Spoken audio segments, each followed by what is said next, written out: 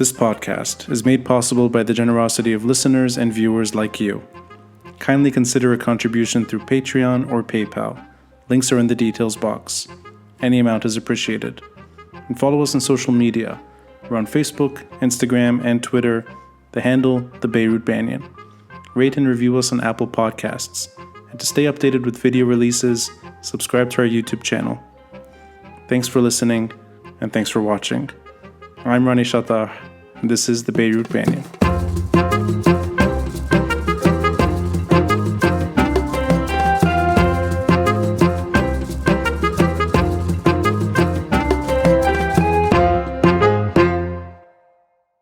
First and foremost, Mabruk.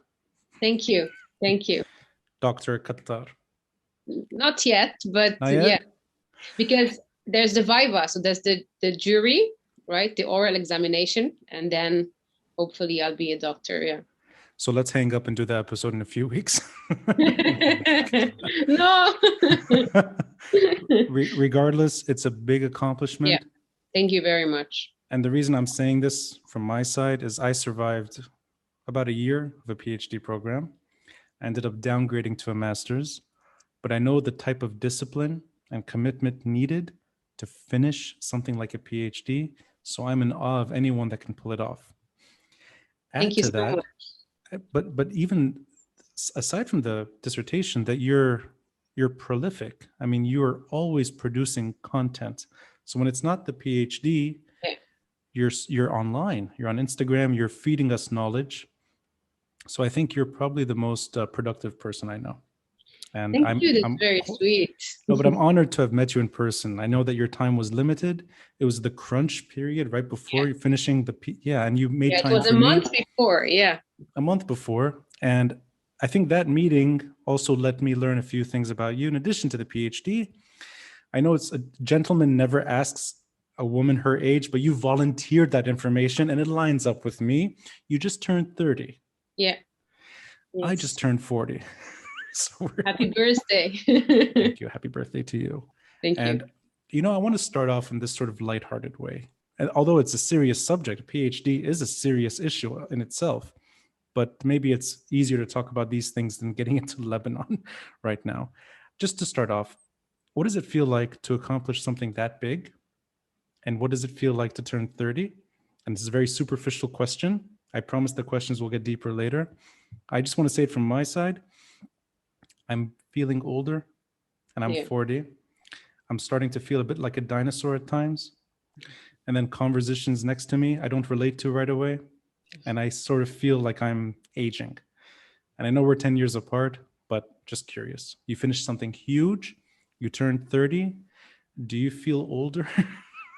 And do you feel wiser? Is there some perspective now? Or is it really just all the same to you? Since you're mid-20s and now you're 30, it all feels the same. No, I think it's funny how you said that this was the kind of lighter version of the interview, although I don't feel very light because but no, I agree. Of course, I feel like I've aged, and I know that it's a milestone to submit the PhD and to do one.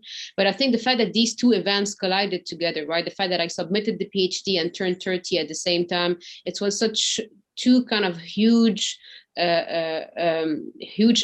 It just felt like, I accomplished something, but at the same time, it required so much sacrifice, so much time, so much work, and it was so tiring. I felt I aged through the process, right? And so, I don't know. People usually celebrate their 30th birthday doing something else. I was like trying to finish the deadline like 2-3 days before, and so. Yeah, I mean, it's good and it's bad at the same time, really. Yeah. I can't imagine the pressure, the days leading up to the submission. And add to that this is not a distant story. You're not doing research on a subject that's unrelated to you. If anything, it's as personal as it comes. I mean, you're focusing on a chapter of Lebanon's civil war, the first 7 years, the intelligentsia in those years. I know that this is not our generation per se, but still, it's the Lebanese story. Yeah. And that's one of the reasons why I don't think I was able to finish a PhD. I was admonished several times for being too reflexive, for being too involved in the story. And that helped me change the PhD topic later and downgrade to a master's. But I'm wondering on your side, does that add to the aging process? Not the numbers, not that you're turning 30, that doesn't change. More that, does it make you perhaps more exhausted? That this subject and the wider story, it lines up with the current predicament we're in. That you're seeing, in a way, you're seeing history evolve and your focus is on the same story. Does it take its toll?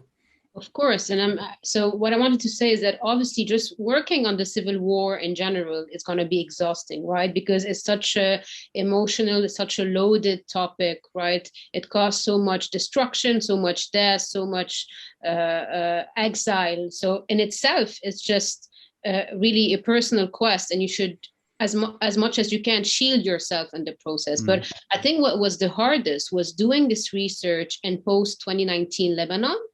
I think that was, the most disruptive aspect of this research, is that I had to continually reflect on this previous period of Lebanese history, which is kind of one of maybe the most major crisis we've ever had, right? With the Great Famine of Mount Lebanon, and now obviously what we've been living for the past 2 years. And I was forced to do so because after 2019, I was approaching my deadline, right?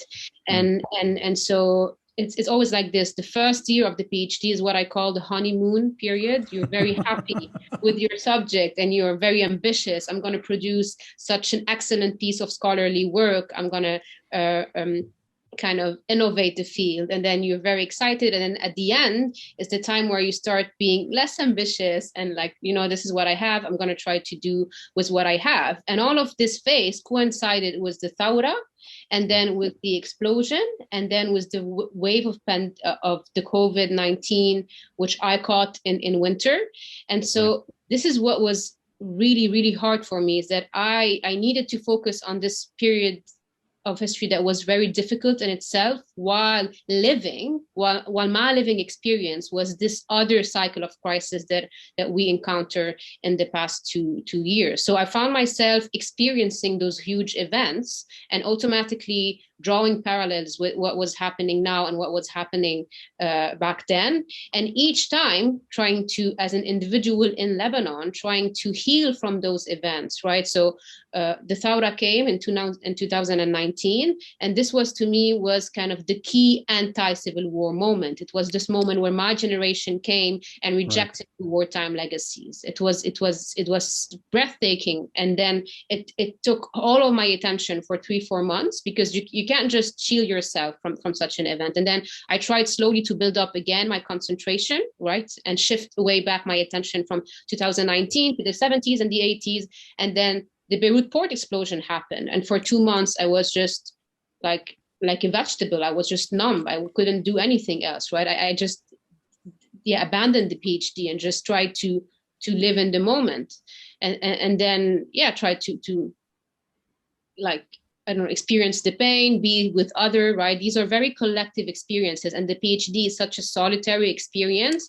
So it's very violent for me and anyone doing this to try to exile yourself from these collective experience of pain and rage, and try to go back to an older period of time and try to focus on this.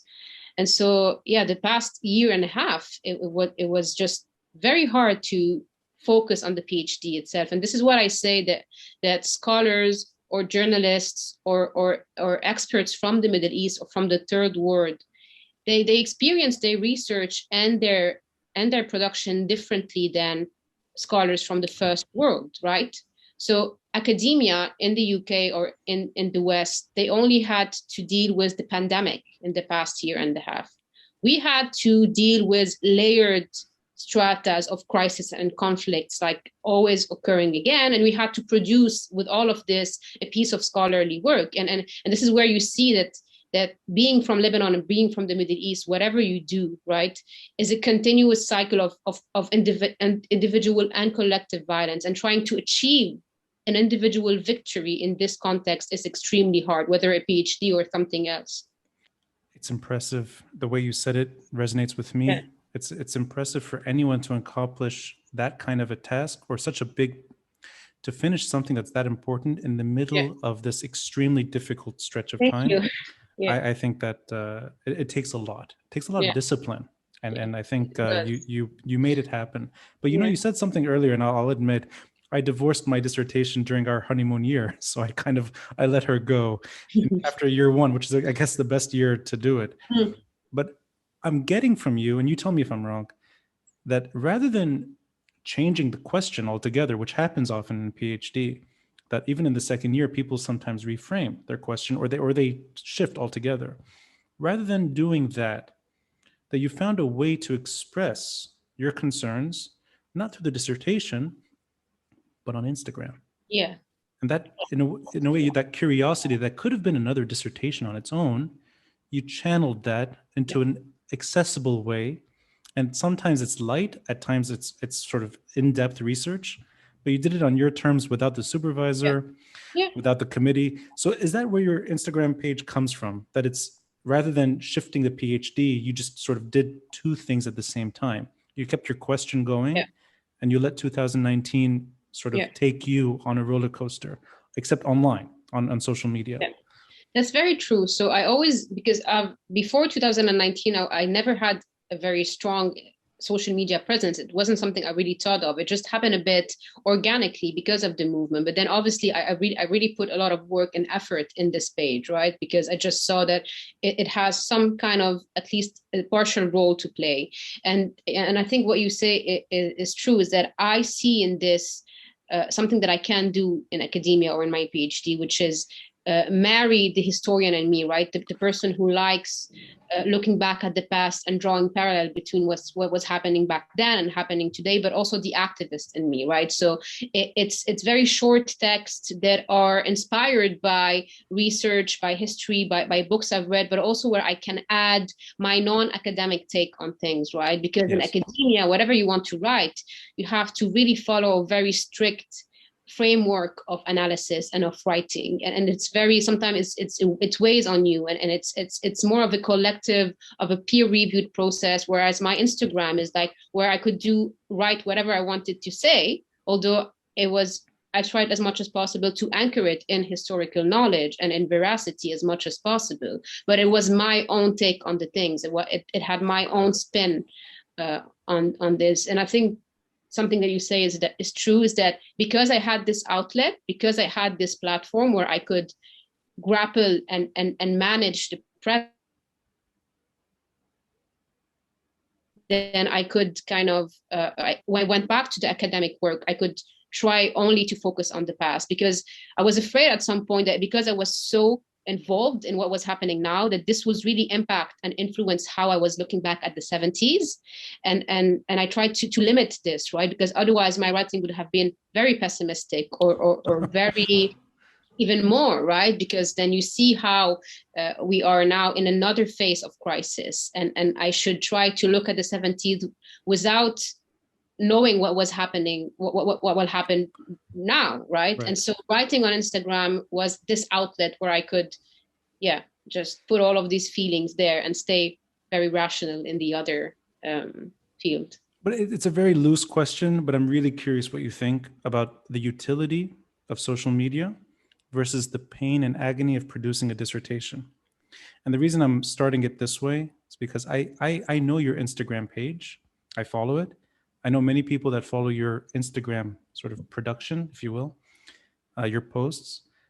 And you just finished tens of thousands of words on an important chapter of Lebanon's civil war with a focus on a certain specific issue. My bet is that this audience will never read that material, that they will know you only for those posts, or primarily for those posts, and maybe some podcast episodes here and there and some TV appearances if that comes to be, but mostly that it's limited attention span on a very important subject. So do you see that this is sort of just an inevitable situation, that you have to find a way to make research accessible on social media, whether it's the way you're doing it, or even if it takes a dissertation, which maybe not many people will look at, that it has to lend itself as well to social media if people are going to look at it at some point? I'm sorry that it's not a very well-framed question, but it's more that I sense social media as a fait accompli, and then people are turning there for history. So whatever you can say on that issue. That's very true. And this is why my page, I mean, emerged and was able to strive at least for some months, right? Because I mean, in the last months, I completely turned and concentrated my focus on academia. But obviously, the fact that it worked, it's because there's a wider audience that has interest in history, that has interest in historical knowledge, in understanding the past, kind of outside family or sectarian environments, right? And so this proves that this specific audience needs historical knowledge tailored to its, I don't know, its way of thinking, its way of consuming information. So obviously social media has a role to play in disseminating historical knowledge or any kind of scholarly knowledge. And obviously this goes beyond my page or any other page. This is a huge debate in the field, right? How much really those scholars who spend years and years in the archives writing a huge and complex piece of scholarly work, how much it is possible to filter their work and put it on social media. It's a debate, right? And you'll find people against it. You find people saying that social media is not the place. And because it is limited and it's formatted in a specific way, it will never give all the nuances, all the layered aspects that history as a field is comprised of, right? And obviously that's not the point. I think if we can use social media to at least kind of create a small interest in history, right, then we should do it. And then a fraction of this audience will probably, as you said, a very small fraction of this audience will probably go and look for further information and might, for instance, buy my book when it's out there. And that's going to be maybe 5%, but that's already gained. That's already something that's in addition to what we already have, right? And so this is how I look at it. So it's complementary at best, but it doesn't replace the hard work necessary, right? It can't. And you see this, for instance, on posts that go viral on social media, right? Posts that try to kind of reflect or explain one very complex phenomena, right? And because Instagram or Twitter are all very short format, you can only write in specific number of words or share one or two pictures. You can never completely explain the whole phenomena. So it will never replace it, but it's a tool. Like any other tool, we can use it to further interest in historical knowledge and production, and especially to fight, I don't know, key myths. You can use it this way. You know, and I apologize, it's a bit choppy. I don't know if it's disconnecting from my side as well, but and now we're back. That's good. Most of the sentence made its way through. But you know, the attention span needed to at least appreciate history and then sort of dissect it, and social media, these are opposing issues altogether. And you just said it in a way that, of course, I mean, a tweet, an Instagram post, and many people just won't spend more than 5 seconds at times. And then you need the hard work necessary for history, and then you need patience to actually go back in time, at least try to understand, not that history repeats itself, that obviously doesn't happen, more just in terms of learning the history to begin with. And like you said, dismissing myth, throwing away these sort of falsehoods, that's what a historian can do and help. And I want to go back in time with you. And it's a chapter of history that I'm not fluent with, but I'd like your opinion on the birth pangs of Greater Lebanon, the early 20th century, and the build-up to that stretch of time, late Ottoman history, the early years of French rule, and all the pain and agony that went with the foundation of the borders that we know today. So it's really everything that led up to 1920. And when I go back in time and I try to read as much as I can on the famine, on the Mutasarrifiyya years, on the massacres in the mountains, all that, I sense that there's a lot of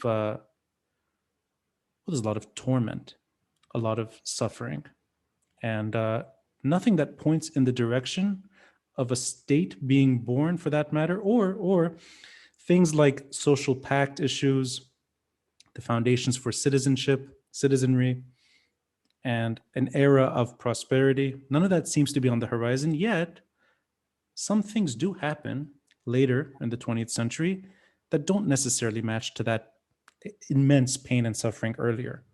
And again, saying it up front, it's clear history does not repeat itself. There's no sort of 15-year markers or 30-year markers. I always get this question. You know, I'll just say this. I don't know if I mentioned this before. I spent about 15 years giving a history tour in Beirut called Walk Beirut. Okay. Yeah. So that was, for me, was the same question all the time. You're an actual historian. I'm a storyteller at best. But I made it a point to dismiss that. Yeah. It's almost like, in 15 years, you can bet on the future again. And no, that doesn't happen, whether it's in Lebanon or anywhere. Even if 15 years does happen regularly in Lebanon, that's not a recipe for anything. Yeah. But that because we are going through something immensely difficult at the moment, and I hope I'm asking this in an eloquent way, do you get the feeling that perhaps this does not mean doom and gloom permanently? Only because we have had experiences in this country's history, pre-modern Lebanon and early modern Lebanese history, where things were difficult, things were terrible, and then things did move in a different direction, and perhaps quickly at times. So I'll start here. Just the birth pangs of the country, and whether or not we can look to that chapter of history and offering anything when it comes to what we're going through now, that perhaps we're in the middle of a very, very difficult phase, but it doesn't mean it's going to be the end of Lebanon or the death of the country or permanent state failure that we have to adjust ourselves to, that there could be something positive on the horizon, but it's hard to see it when you're in the middle of the mess. Okay, so I think it's completely fair to think this way, right? Because again, as I was saying earlier, and then you said it again, when we think of deep crisis in Lebanon, we think of the civil war, but we also think of the Great Famine, right? In Mount Lebanon during the Second World War, and right after this, Greater Lebanon was created. And so obviously this is seen usually, especially in those grand narratives, as kind of the final point or the fulfilling of Lebanese destiny, right? That after all of these pains and all of these tragedies, after 400 years of Ottoman rule, finally the nation was born, as you said, like out of an immense tragedy. I think this is a grand narrative, right? Because it also depends on what is the starting point from which you look back at these events, right? So it's all a bit relative, but because obviously if you stand in 1920 and then you look back at what was happening 5 years ago, you'd be very happy that the French are here, right? Because finally, Ottoman rule is done, etc. And this is why the population back then welcomed the Allied with open arm, because anything that would have ended the crisis was welcomed and with grand welcoming, right? But then if you kind of go forward in like 20 or 30 years later, and then you look back at what was the mandate, then you remember that the mandate was just colonialism, right? It's just very simply a state of colonialism where a French power was very hard to challenge. And this is where this period, right, this foundational period between the 1920s and the 1940s, this is where you start seeing some of the features of Lebanese politics emerging, right? And the ones that are going to back then strengthen and solidify and become what they are today. So even if you look, for instance, at the independence, right, which is this other chapter of the grand narrative. So we've removed the French and we've come together as this intra-religious national pact, or etc. Then you remember as well that that the mandate of Shar al-Khoury was kind of the first mandate of corruption. This is where you start seeing nepotism and clientelism emerging in very clear ways, right? In very straightforward ways. And so it really depends on how you look at things, right? Because there's bad and good in all of these phases, right? You could always find a good side or a bad side to an event. So I understand this need to look back in order to find some hope. And obviously the crisis we are in right now is not going to be an eternal event. Nothing is eternal, right? There's going to be a way out of the crisis. No one can say how long it's going to take and how it's going to happen. But obviously, after such a big low, there's going to be something to look forward to. But then the question is, depending on how this happens, either this will somehow give us other kinds of problems in the future, depending on how we deal with the crisis and how we decide to deal with it. Or, as you say, we could look back at these successive crises and the successive series of conflict and try to learn from those trends that have dominated Lebanese politics and the logic of the Lebanese state. So when someone asks me if history repeats itself, I say not really, because the point is that there are broader trends, right, across, for instance, Lebanese history that you can see is that the fragile state, the fact that power has been given more to communities and to Zuama, and the fact that corruption and nepotism, justice has never been served. And as long as those trends are not dealt with, then all of these phenomena will always occur and recur in different ways, right, in different embodiments. So the point is not to say that history repeats itself, it's just to identify once and for all what is kind of these root causes that always caused crisis in Lebanon. Evidently, each context has its specific external kind of circumstances. I mean, we wouldn't have Greater Lebanon if the Ottoman Empire hadn't fallen at the end of, right? So there's always big circumstances happening. So my answer to this question is it's really going to depend on how we deal with the crisis today. If we build good premises today, then yes, there is something to look forward to. If we deal with it like we dealt with all previous crises, right, in a hurry or just in hoping to fight consensus, then we're creating problems for decades ahead. I love the way you framed this.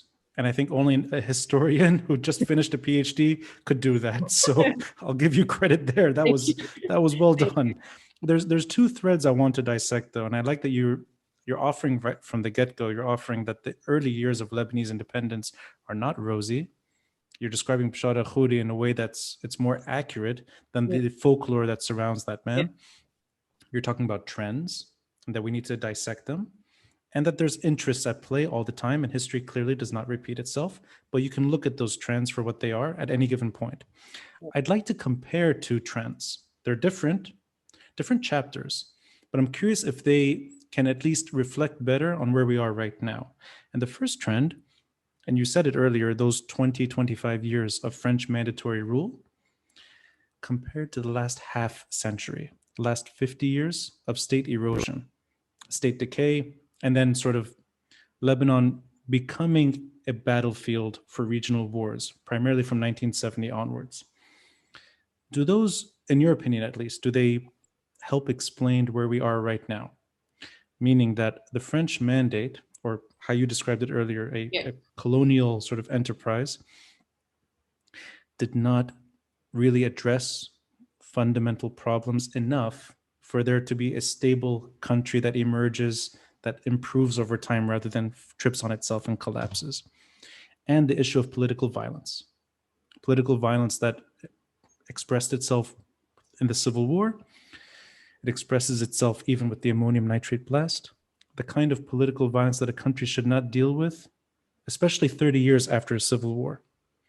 So is there anything there in terms of being able to merge two things together? And I sense there's always a divergence in opinion that the state is born incorrectly, and that's one theme.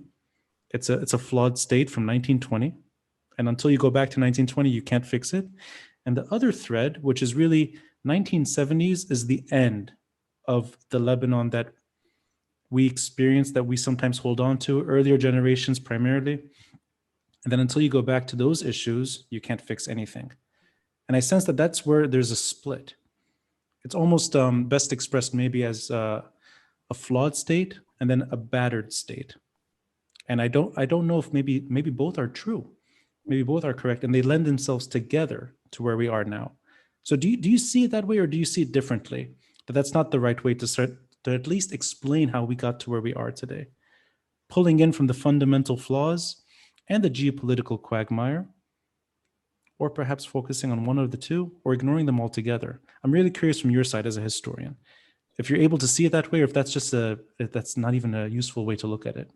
No, I mean, all of these questions are completely fair and they're good questions, right? So I think I'm going to start with the first part of your question, which was about how can we relate those two epoch of Lebanese history, right? The mandates, and then later the second half of the 20th century. So I think this question is kind of is one that you can ask for the whole Middle East, right? What are the legacies? Right. Yeah. No. I mean, I'm just starting this way, but very quickly, and then I'll go with. So, what are the legacies of colonialism, European colonialism, especially, but you can also think of it also as Ottoman legacies of colonialism. But the point is that the mandate, which was French colonialism, obviously gave us some legacies. It's impossible to move into another period of history and not to look at what we've inherited, right, in terms of habits, of political and legal structures, and then not see how they impacted what came later on. So the point of the mandates, right, because they were different from other types of colonies, right, it was a very specific type of mission, right? The DSDN, the Society of Nations, had given to France to oversee kind of Syria and Lebanon towards independence. The point was to educate those elites and those countries into democratic processes, right? And so they could then rule themselves and be ready for good governance. Obviously, did this not happen, because especially the French, in contrast to the British, had a very hands-on policy on mandates, right? So they were very invasive. They were kind of overseeing everything, and so there was very little indeed democratic education. But also what the French and the British did also in Palestine and elsewhere is that they reinforced sectarian networks, and that they reinforced sectarian leaderships, and we see this with the Maronites in Lebanon under the French. So a lot of this, obviously a lot of what we're dealing right now has been created during the French mandates, right? And all of this was done to strengthen French control over those mandates, because it was a divide to conquer, right? Divide those communities among themselves so that you can conquer better and you can control better the Levant or the region. So obviously those strengthen sectarian communities that have a political identity. They're not that aren't just that aren't just social or cultural communities, that have been given a political identity, that have been given the right to contribute to central power. That's a legacy, obviously, of the Mutasarrifiyya, but especially strengthened by the French mandate. So there's a legacy here, right? But then obviously it's very easy to say, oh, colonialism is the bad phenomenon and we're perfect. That's the easy way to look at it, right? But we shouldn't underestimate what these very old structural legacies, how they unfolded over the years, right? Because these legacies, they transform, and then they are used by local actors to further their own interests. And this is where you see how they evolved, and etc. And this is what happens after the independence, right? But then you have so many other things that happen, and so it's a big complex. I mean, it's a complex phenomena here that we're talking about. It's how once the sectarian state has been established, how it's been used by a generation of politicians, right? And how regional conjunctures or regional environments have also furthered these politics. But going back to, I think, to the second part of the question. And sorry, I'll just interject here, because I don't think I should add one thing, is whether or not those years, primarily French mandatory rule, are the reasons why Lebanon inherited a lot of the regional wars that we ultimately paid a price for. That is there in other words, is it a structural reason that the state implodes? Or is it something that's beyond the French mandate? That it's any country facing these kinds of dilemma will eventually fall apart, and Lebanon fell apart. Because I'm trying to pick at what exactly is the biggest stumbling block right now to the chance that we both witnessed, which is reform. And I think reform is often, it's misunderstood. It's not just about some corruption or some cleanup here and there or some quotas that need to go.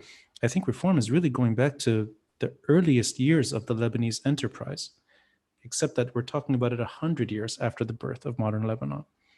And I always ask myself if there was no geopolitical quagmire that could tear this country apart, that whether or not Lebanon would have reformed its political system, that was sort of a natural trajectory, except violence derailed it. So I hope that better asks the question. Yeah, definitely. So I think it's a good way to look at it. Thinking of Lebanon, I mean, if it was not in the Middle East, like taking it as it is and putting it, I don't know, like maybe in Europe or somewhere else, and ask if it would have happened the same way, right? I think the Civil War is a good example to kind of think of these dynamics, right? I think the explosive context in which Lebanon or the explosive predicaments in which Lebanon always finds itself in is bound to be a mix of all of these factors, right? I think it's because all of these factors collide. This is why we always end up with such layered and big crises. It's a bit of both, right? It's because we are in the middle of a region that's always on fire, and because because the Lebanese state very simply follows this logic of the central state or central power always being weakened and diminished in favor of sectarian parties or sectarian communities. This logic automatically makes Lebanon and the Lebanese state more fragile and more exposed to those external factors. So you can see during the Lebanese Civil War, I mean, forget the French mandates, right? So the creation of the State of Israel, such an event was bound to create waves of impact and of consequences across the Middle East. So automatically, when Palestinian refugees came to Lebanon, there was bound to be Israeli retaliation, whether Lebanon was a dictator or a fragile democracy, right? The point that Lebanon was a fragile democracy, the fact that it was undermined so much, that executive power was undermined so much, made it more explosive. So it's a bit of both. And then that explains why, for instance, the argument that you find in the scholarship on the Lebanese Civil War, whereas the war wouldn't have happened without the Palestinian factor, is always debated, right? If there wasn't this very strong Palestinian armed presence, would the Lebanese Civil War would happen? But then if you look at what was happening at the debates, at the ideologies, at the texts that were emerging prior to 70s, you also see there's a very strong internal strife, right? Internal political powers were not at all in sync. They were ready to fight, right? And so they've used this Palestinian factor, their weapons, to further the conflict. And so it's really both. It's a mix of both. Would it be fair to say, I mean, I guess the bigger question is one of sovereignty and agency, but in terms of limiting the discussion to those years, the 1950s and 1960s, and it's exactly the way you said, that there's bound to be some conflict with Israel, and it happened in the 1970s in particular. And in 1982, you have an invasion of Beirut, and the story sort of gets worse from there. But in the 1950s and 60s, and you're right, absolutely, there was internal strife. 1,500 Lebanese were killed in 1958 with a brief civil war that no one really talks about. 1958, the country does not collapse into a 15-year civil war. It degenerates into a maybe 8 to 12 week crisis that turns violent. But it did not collapse for all the reasons that we know. That includes the Marines landing in Beirut and so on and so forth. 1967, Lebanon does not take part in that regional war. If anything, Lebanon opts out. That war does end up hitting Lebanon in a different way, indirectly, and then by the 1970s, we're the front line. That's the story. So that, in other words, the tools needed to shield this very delicate experiment, which was flawed to begin with, which is born out of European mandatory rule, which brings about old Ottoman ways of governing with it. It legitimizes perhaps the uglier form of sectarianism that we're still talking about. Can I interrupt here? Yeah, of course, Because please. there's something was flawed, right? We see this regime as flawed after 100 years of experiment. But back then, the sectarian regime, whether in French lawmakers' eyes or even among Lebanese elite, was thought as the most advanced product Oh, of absolutely. Yes. democracy. Because it allowed Yeah. these various groups to coexist and manage their affairs independently, but also cohesively. So it's also in terms of what political ideologies or models were in vogue back then, right? That's one thing. And the thing is that because when we say it's flawed today, obviously we are talking about our period because we've seen the consequences of what it is. But you also need to understand that it's very hard to put this judgment on history because this is not how they've seen it. And obviously these people did so not in an evil or malevolent way, right? They thought this was the most intelligent way to govern Lebanon, right? So also there's bound to be error and experiences. So the point for us today is not look back at this period and also say, oh, this was flawed from the beginning. This was a bad decision. I don't think we could have escaped this outcome back then. The point for us today is to understand that it did not work, that we've tried it for 100 years and it failed. And so this is why we need to. But this is why, who said that we are going to find the ultimate formula now? It might not happen right now, but. I wholeheartedly agree with you. Okay. And I think I was trying to offer a branch to the more extremist voices coming out of the protest movement, Okay. which is to blame everything on 1920. Okay. And trying to find some relationship to political violence that did destroy Lebanon. And I'm trying, what I guess the bigger story really is it a fundamental issue that we have to go back to? Or is it an issue of sovereignty and agency? Because I agree with you, consociational confederal democracy, whatever this thing is called, consensual agreement among communities, very advanced quota systems for a very small population, minority complex from day one, sectarianism in places that it doesn't need to be always, but it doesn't seem like that is the curse, and that there are ways to address those issues. And my bet is that over time, these things would have happened. And there have been hints of it. There's always been that discussion of the Senate that never happened. Yeah. There's always been ways of trying to allay sectarian fears and find better ways of governing.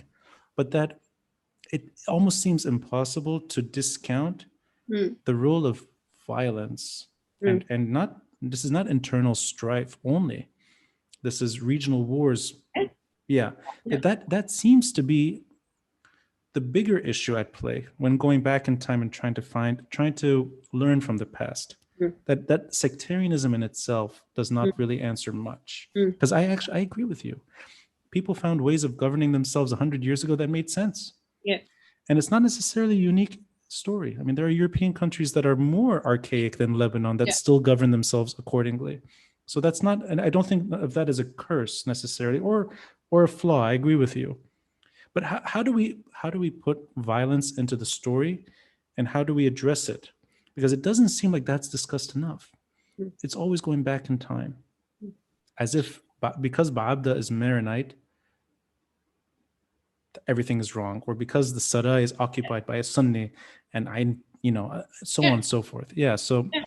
Yeah, I mean, you're right. Obviously, for instance, the economic crisis that we are in today, sectarianism doesn't account for it completely, doesn't explain how we got to this destruction of wealth. It's not just sectarianism. Let's be okay. It's financial choices, it's financial engineering, it's like colliding of economic and political establishment, it's aggressive neoliberalism. You'll always have layered causes for any kind of contextualized crisis, right? But coming back to violence, I agree that, we are in a region where there's a lot of cycles on and off of violence, and obviously we are in it, and so we have more chances to be also kind of sucked in or to participate directly in those cycles of violences.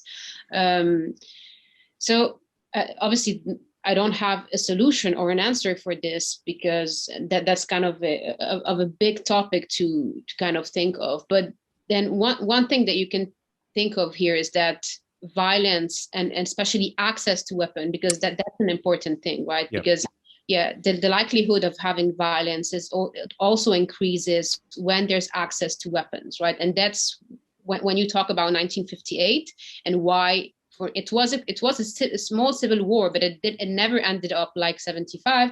One of the components that there wasn't so much widespread access to weapons in Lebanese societies in the 50s as it was in 70s. So this is a point of access to weaponry, to access to those tools that create violence. And because, again, we come back to the fact that the Lebanese state has weak institution, because the Lebanese army is a weak institution. I'm not meaning here officers or soldier. I mean, as an institution, it has very limited means, and it's not able to monopolize the access to violence. And obviously, this is then disseminated and challenged by splinter groups, militias, Hezbollah, I don't know, like the PLO back in the 70s, right? It's always the case. So I think we always come back to the same phenomena, even violence, right? We're always going to be in this, at least until there's lasting peace in the Middle East, right? Until we get there, we're always submitted to this probability of violence. And that's something that we need to acknowledge, right? Because we're so volatile, we're so impacted by what's happening around us. But then this also means that we need to look at our institutions, the fact that they're so weak, and the fact that they can shield us not only from political violence, but from economic violence, because the destruction of wealth that we've witnessed today is a form of economic violence, of social violence. It's a mass. The August 4th explosion destroyed half of the city in 10 seconds. It took 15 years to destroy the whole country in this way. So what does it really mean, violence? What kind of violence are we talking about? Is it only armed confrontation, or is it also, right? So the question can be asked by so many other ways. And I think it always comes back to the fact that the state fails to protect its citizen on just so many fronts, that we're always going to come back to this question. And independent of what's happening outside us, because we can't control what's happening with our neighbors. We can't control what's happening inside our borders. But let me ask you a bigger question. The lack of state capability. And that's, I mean, we're mentioning the August 4 blast. Clearly, a war-grade thousands of tons of ammonium nitrate in the heart of the city, in one of the state's most sensitive sites, the port, yet we are host, at least, to a neighboring war, and most likely that is there for that reason. That this is not just an accidental sort of shipping error. Yeah. But the state itself cannot address a broader war's rippling effect on Lebanon in its own backyard, in its own port. Does the reasons for that immense failure, do they, in your mind at least, do they go back to the early years of modern Lebanese history? So is that a byproduct of mistakes made, or maybe not mistakes, that these are things that were never addressed from mandatory rules or early independence? Or is this really just an issue of we're in the worst neighborhood possible for this kind of setup? That it does not there's no way to actually shield ourselves enough. Because I'm trying to get at what causes a state to reach this level of incompetence. And is it an early decision made that is just, it is weak in its inception? Or is it an erosion, a gradual erosion from the 1970s in particular? Yeah, of course, there's this gradual erosion, right? But you also, I mean, it's fair and legitimate to think how far these problems go to. But I mean, also saying that, trying to look for the origins of the August 4 explosion into the French mandate, I think for me is a bit far-fetched. So I explained a bit what are the structural legacies that we've inherited. But I think for the Beirut port explosion, as you said, is the fact that Hezbollah is deeply involved in a regional war, so the Syrian civil war, but also to Afghan, it literally stops at the management of the port. It just stops here. Why for so long? It's as simple as that, right? Even though Hezbollah smuggles daily, I don't know what kind of toxic and non-toxic material, right? It always happened, but the chance for this to transform into a mass violence event such as the August 4th explosion comes down to the mismanagement of the port authorities, right? Look back at the port authorities, how it was created at the end of the war. It's just, you don't even understand how it works. It's not even clearly stated where is the central authority of the port and who is responsible for what. And even now, when you look at those very few documents that's been shared from the investigation, it's either the army or the port authorities or the government that try to escape responsibility, or the judge, because it's not said clearly, right, how this should work. So again, I'm coming again to this point of that the state is a weak state. And this causes, and then obviously you have a Ta'if, right? I mean, it's easy to go back to the mandate, but the closer kind of consequence period here is what happened at Ta'if, which completely diminished executive power in the Lebanese state, right? It's not important, I mean, if it's Christian or Muslim, but the point is that executive power has been diminished. And so the trend with Ta'if is that this executive power is disseminated, so it makes it harder for you as a citizen to hold accountable someone, to say this is the responsibility of this person, right? It's less clear who is responsible for those choices. So there are so many different layers here, and I just feel that going back to the mandate for this is a bit far-fetched. Can very easily look at how the port works, right? And this is going to answer most of your question on how such an event can happen, and what does it tell us about not only involvement in others' wars, but also how governance, how bad governance is in Lebanon. No, but I appreciate that assessment, because in a way you're actually honing in on how the country was patched back together in 1989, 1990. And it's not done in a way that allows a state to reform and sort of pursue its own. Let's be clear. So what we are living today is the legacies of the post-war period. So the economic crisis, the fact that Hezbollah has so much power, the fact that the executive power is disseminated, all of consequence of how the war ended, the amnesty law, the fact that no one was judged, and so those wartime leadership just continued to prosper in the peace era. The fact that this sectarianism and this political elite collided with the economic establishment to give us what the banking sector looked at today. Let's be clear. So we don't even need to go as far as the mandate. Just look at what happened in the 90s, and then you understand why we had this series of unfortunate events from even before 2019, right? Because it started a bit before. But this is what everything exploded in this year and a half. So with that perspective in mind, and then looking back in time, you have an Arab awakening in the region. Lebanon is part of it, Nahda. And there is a real awakening in terms of literature, politics, identity, and the like, language included. And then surrounding that enlightenment, or whatever you want to call it, that renaissance in the region, you have pain, suffering, you have war, you have regional war, you have empires crumbling, famine, etc. In recent years, in the Lebanese experience and in the region, there's these uprisings trying at least to change the status quo, not always succeeding.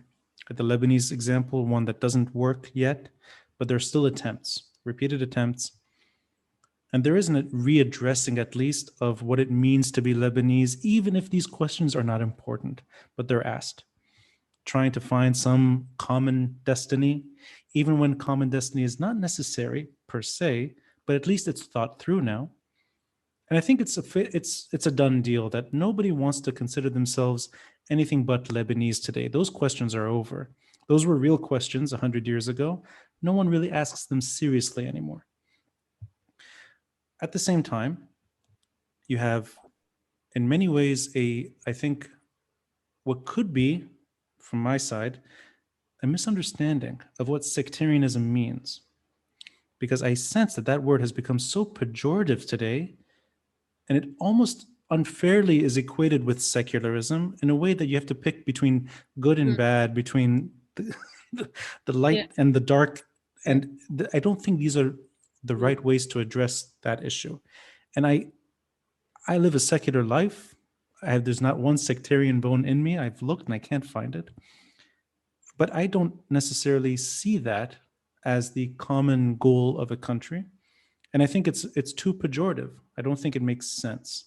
Can you help unpack at least what sectarianism means today compared to what it meant 100 years ago? Because my understanding is that the word did not have a negative connotation up until recently in Lebanese history, in modern Lebanese history. But you go back in time, and I think we hinted at it earlier, it may have been the ideal solution during times of crisis. This was a way to allay fears rather than add to them. So is there any perspective on the word sectarianism? And does it fit in a sense, to awakening or the Arab Spring or the recent protests? And if it does, is it being used the wrong way?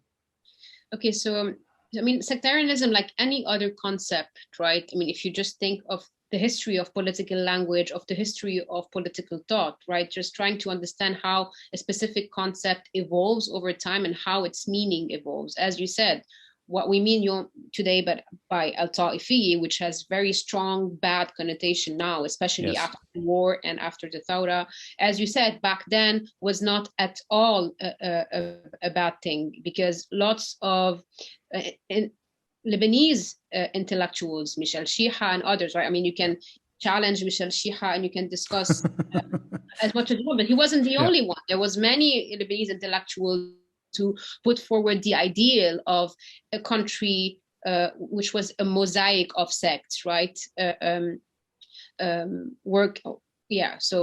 even Kamal Salibi. I mean, I remember his, I'm going to interject here for a moment just to say something, a side story. I lived in one of his apartments in Ras Beirut, and I used to know him. Actually, his nephew was the landlord. Okay. So I used to sit with Kamal Salibi, listening to him reflect.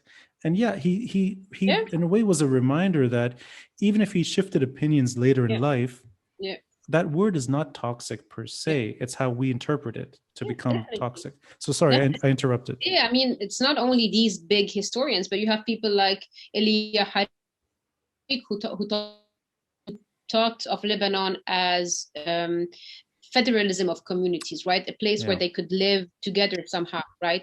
And if you go even back earlier in the 20s and the 30s, I think this view of Lebanon as a federalism of sects, or where sectarianism is this good way of governance, because it gives all of these communities rights, political rights, and it blocks the attempt of any of this community to just challenge the liberty or the freedom of the other one, right? It was an act of balance, but this also was somehow in the 20s, in the 30s, and the 40s, also in sync with the discourse on human rights that was very strong back then, and especially of the rights of families and of minority groups, because this was very much in vogue after the World War II, right? The fact that we should protect specific communities that had cultural, religious, political particularities, that these should not be again, they should not experience again totalitarianism, any kind of Nazi project. Then international law should respect these communities or these sects or whatever. And you can find this discourse not only in Lebanon, you can find it in India and in various parts of the world. And in Lebanon,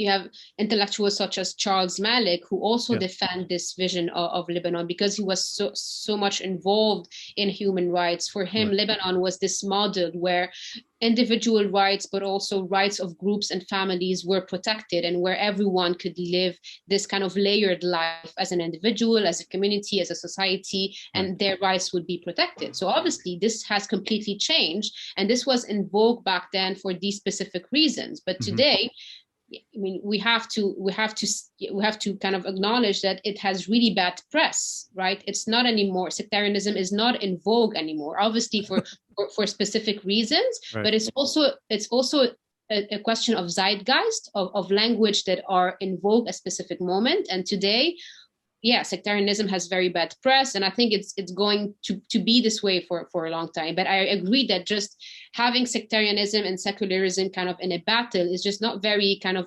like useful or informative, because even secularism in the Arab world, it has such a long kind of, there's so much scholarship around it, and you can see it from other Arab countries, right, trying to grapple with secularism, and just ended up having a mixed version of it, right? It's very easy to say we want a secular state in Lebanon, but then to get there, it's a bit more complicated. There's so much legal aspects involved, right? Maybe before getting to secularism, there's as you said, the question of how to deal with political sectarianism first, and abolishing one doesn't mean that you're going to get the other one, right? And vice Exactly. versa. So, Right. yeah, Right. yeah. Okay, so I appreciate it. So it's not a binary choice. It's not one or the other. Lebanon has, over time, there has been a way to at least address both. Yeah. And they don't, I mean, I don't think these words, I exactly how you said it, they evolve. And I think the emotions evolve with them. And it probably has the worst press ever right now. I agree with that. But there's one word that increasingly has become, I think toxic may be the right word, depending on which side you're on. That's federalism. Yeah. And and I don't want to say toxic because maybe that's not the right word to say. Let's say it's an increasingly emotional word. And I love your opinion on this. I see hints of your opinions at times on Instagram, but this is maybe a more thorough way of examining what you think. When I hear the word federalism, I don't think of it as a neutral word. Yeah. And I think it's not. Okay. But I wonder if I'm biased by saying that, because, and I don't necessarily care if that's the natural evolution of history, where Lebanese are given that choice over time under peaceful circumstances, and they want to govern themselves that way on their own without pressure. Nothing you can, I cannot have an opinion on the course of, on the way history evolves in a country. If that is the natural conclusion to Lebanon, without violence, without corruption, and without insecurities, then so be it. But my sense of the word is that it's born out of violence, it's born out of insecurity, and that it's not necessarily one of trying to find the best way forward. It's one of trying to partition and find exclusivity in a time where Lebanon is on the brink of extinction, the way we want it to govern, that it's almost it's a cop-out. It's an easy way out. It's a shortcut. That may not be what it's almost selling the country short on itself. And add to that, it feeds into those negative words that are always applied to Lebanon. Lebanon's a failed state. Lebanon is corrupt. Lebanon will never work. It's ungovernable, period. You might as well give up on it and join the Federalist crowd. So I don't know if I'm being too hard on this, but I'd love your opinion. So, I mean, as we said, right? I mean, federalism has also bad press, but also, I mean, yeah, right? It's true, yes. So sectarianism, I mean, we reject it now, but at some point in time, it was kind of the favored formula. Okay, so if you want to be completely objective, like federalism is a concept that wasn't born in Lebanon. You have various federalist models that are successful. So obviously, we need to divorce federalism from its Lebanese anchors to try to understand it as a political form of governance that's worked elsewhere, right? So the point is not to demonize it like this. It's worked elsewhere, and it's one option. So if I want to be completely objective, we never know how maybe decades or two later, I don't know, maybe it's going to emerge as a possible solution depending on how those lawmakers, how these politicians think of it, right? So this is just to be completely objective. But obviously, as you said, and I've voiced this before, because I work on intellectual project and discourses during the war, and so federalism in the Lebanese context was born in right-wing circles, right? And although it wasn't really partitioned, so I think in my PhD I say that the people who were really vouching for this, they weren't really partitionist people. They wanted to keep Lebanon as a whole, but they wanted to make sure that we give the maximum autonomy possible to those communities and sects, Yes. although the Lebanese constitution already recognized much autonomy, right? We have tribunals and religious courts in every sect, etc. So they wanted to push even further for this independence between sects, right? So it's wrong to say that they were partitionists, but yes, they obviously wanted to reduce as much as possible the interaction between sects, and which I described as mixophobia. They wanted to keep those sects apart as much as possible. Sorry, is that mixophobia? Mixophobia, yeah. So this is how I call it. So the phobia of being mixed together, right? Yeah. Yeah.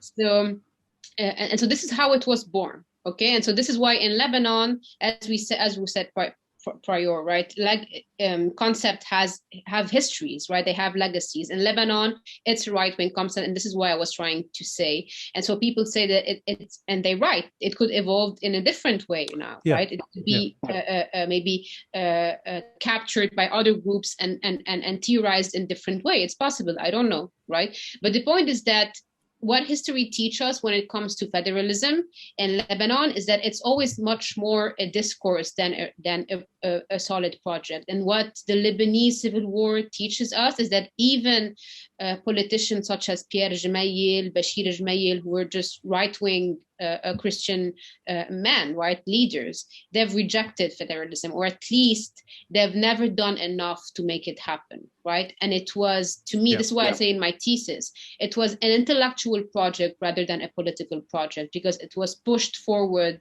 and really talked about by intellectuals and by intellectual circles. And you see this today.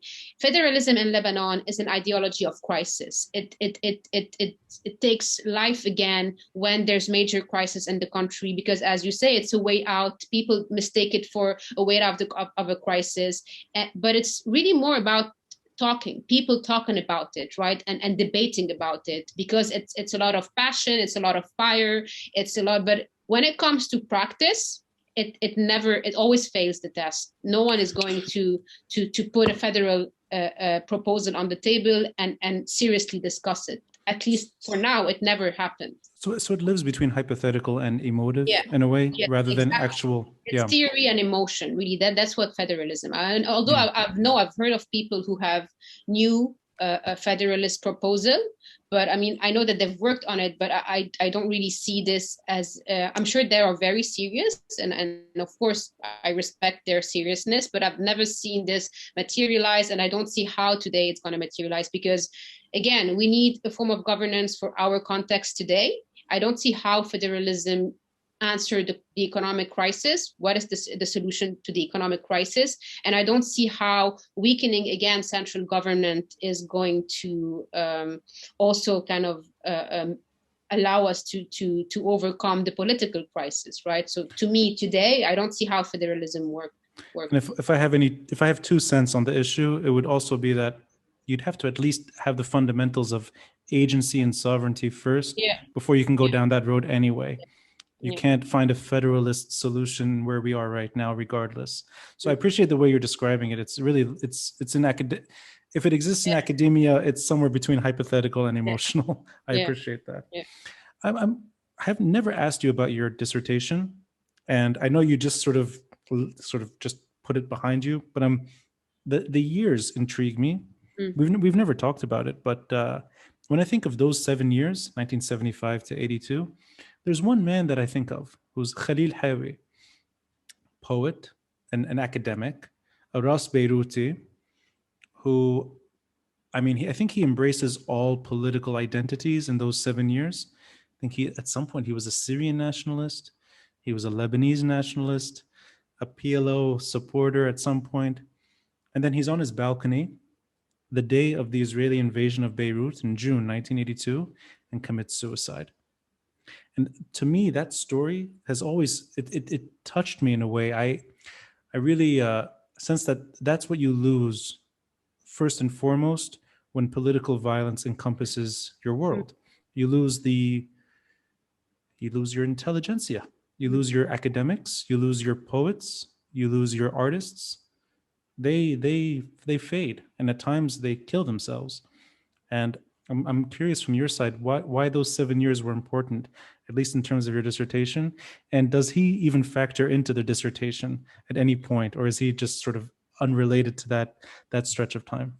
So unfortunately not, although I've heard of him, but he's not a figure in my PhD because so the PhD at first was this project of offering an intellectual history of the Civil War, right? So because the military and political aspect were kind of already explored, I wanted to kind of reveal or shine a light on those ideologies, concept, ideas that flourished out of the war. So to me, I have an opposite stance on what you said, on the fact that intellectual life dies during the war. Obviously, it's true for the fact that political violence destroy institutions, right? Or destroy those space where intellectual artists can go and express themselves and manifest themselves. But at the same time, because political violence and war especially broaden the horizon of what is previously thinkable or possible, because it creates so much rupture, right? Because it creates so much fertile ground for things. There are new ideologies that also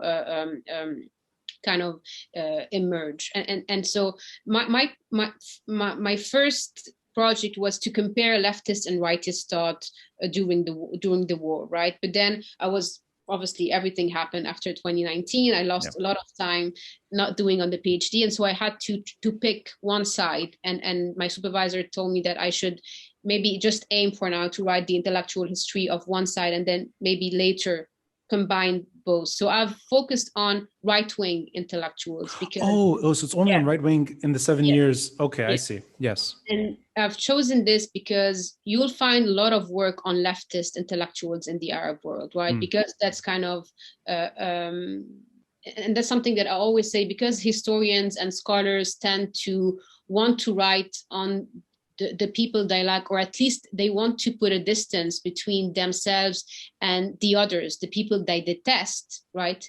Everyone wants to write about the Lebanese left or the Arab left because it's the honorable, right? And also lends itself better to academia, I think. There's literature and texture there that you can maybe use to theorize better than there's much contribution, there's much scholarship on the leftist current. But the point is that if everyone writes on this, then there's not much contribution, right? And so I had to look at the bad guys, right? The right-wing fanatic. Let me find Etienne Saer on Google. See exactly.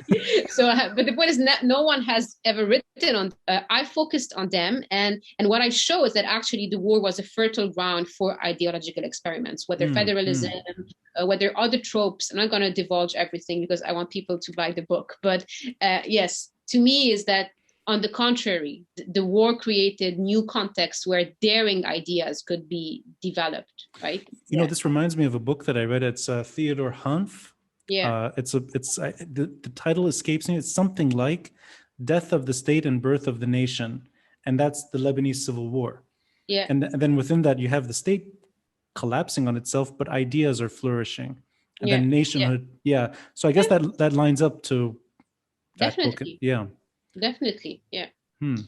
Well, because it was breakdown of the state. Then those groups, those sub-state groups, were inventive. They got innovative, right? They talk of different ways to get legitimacy, to get power, right? Obviously, yeah. But the reason I was a bit more bleak on the intelligentsia front, even though you've obviously done your dissertation on it, you would know better. But my reaction was more of knowing that this community, which Beirut once celebrated, and not just celebrated, it was a magnet for the region's writers and thinkers and poets and the like. They're not here. Let alone the Lebanese are not here. So that, I guess, was more of watching one figure who I guess flirted between left and right-wing ideologies, give up on the city and kill himself. And that sort of tragic ending to a very bright mind as the Israelis are entering Beirut, it stuck with me. And I know it's nothing like that right now, but there is that kind of brain drain. And at least very true. In the creative, and it's way. Sorry. And you also need to understand that just the Israeli invasion itself, especially the 1982, because it got to Beirut, that's just a major dramatic event, right? And it could push people with this intelligence, people with the stamina to commit suicide, because it was just the ultimate failure. It was the ultimate and the violence it caused. So this episode itself caused a lot of deaths compared to other cycles of sub-conflicts within the war. So yeah, I mean, I'm not surprised that it would happen, right? Because the circumstances were so intense, were so drastic, and so indeed, it's very sad. Yeah, it's extremely sad. What is not sad is the gap that people like you are filling. Now, I'll say this from my side. I think it takes a lot of patience and effort to try to teach Lebanese history post 1943 to an audience, whether they're Instagram users or wherever they are, however they're accessing your content. And it's not just you. I sense that there's a generation of Lebanese historians or historians in the making who are fulfilling that chapter. It's not taught, it's ignored for all the reasons that we know, but it's accessible today. You can actually learn your history. And I think it's a nuanced take. I wouldn't go as far as saying revisionist, maybe that's too far, but it's more in offering at least some material that was not really that accessible before. You'd have to take a course at AUB or LAU or maybe Saint Joseph. Otherwise, you wouldn't be able to learn the Civil War, or for that matter, post 1943. And I don't even remember learning much until I went to university abroad. And that's when I started learning about Lebanese history. And it really wasn't until graduate school that I took keen interest in Lebanese history. But that's an effort you had to make, and it cost money. Now it's free. So you're doing a fantastic job there. Thank you. I admire storytellers. Kamel Salibi was a great mind, but I was drawn to Samir Asir, and I can't imagine him in the Instagram world. But it's 16 years ago, so time has passed. There are ways now to communicate, and you're doing it on your terms. And I hope you don't stop doing it, even though the PhD is over. I hope you continue at least on the Leb.Historian page. Thank you so much. Thank you. And I hope next time we speak, it's about your book. Yes, hopefully. So that's, I look forward to reading it and not seeing it on Instagram, actually reading it the way books used to be read. Yeah, agreed. Thank you, Chloé. Thank you, Ronnie.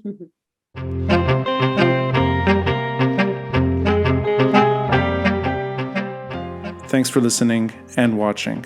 And a friendly reminder to support this podcast by contributing through Patreon or PayPal. All links are in the details box. Until next time, I'm Rani Shatah, and this is the Beirut Banyan.